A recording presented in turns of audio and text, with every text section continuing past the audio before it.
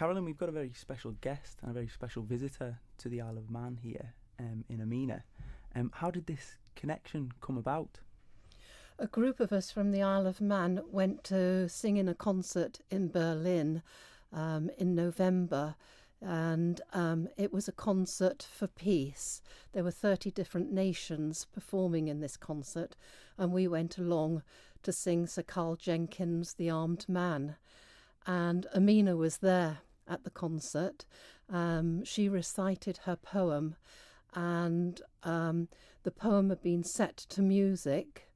Sir Carl Jenkins had heard the poem and was so moved by it that he set it to music, and so there's a solo and also a choir sings a refrain. And we heard this and thought it was absolutely amazing. And because we're doing this concert on Sunday in the Villa Marina, we thought it would be great if we could get Amineh over to the island from Oxford, where she's presently living, to recite her poem. Mandy Griffin has since then started the Man in Youth Choir, and she has about 30 youngsters who sing in this choir. And so Mandy is singing the solo part, and the children, her choir, are doing the refrain, the backing to her solo. Amineh, how does it feel to have your words turned into song? I think it's wonderful because it make it moving so much more than like if you read it out. It was the music, it make you feel like it's like a song, and you can feel that every word in this poem. I think it's wonderful. And how long have you been outside of Syria now? How long have you been living in Britain? For now, I think about around 7 to 8 years. Yeah. And we've just listened to your poem there, and it's an incredible use of the English language, but of course that's not your first language. How long have you been learning English? I've been learning English since year 8 when I came to England. I think for now 2 years, and till now I'm learning English as well.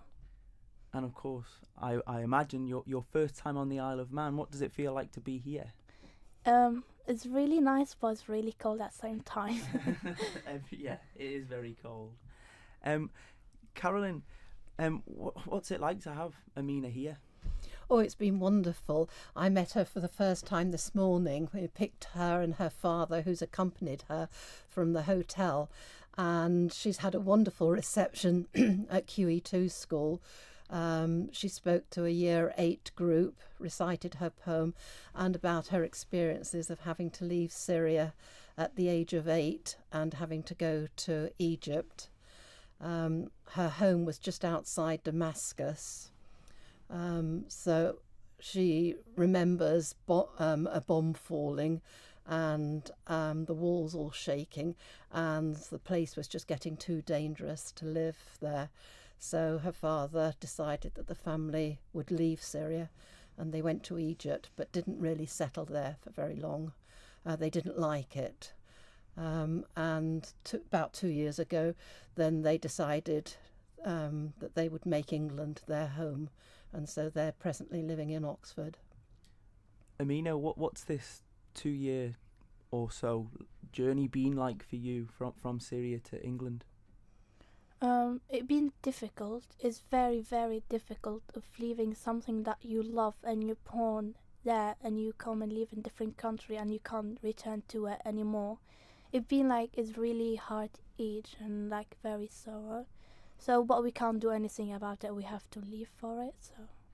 And as we heard in your poem there, you know it's called Lament for Syria. It's something. It's a place that you miss and you really long for. And I suppose you wish the situation was a lot better than it is now. Yeah, the reason that I named the poem like that, because I don't want to name it about war or something, because I want people to know how Syria was and how it changed, but we can't do anything about it. It's not our fault. This is the life, and it's happened. It's very evocative. You talk about jasmine and the coffee, and it gives you all these different senses of Syria.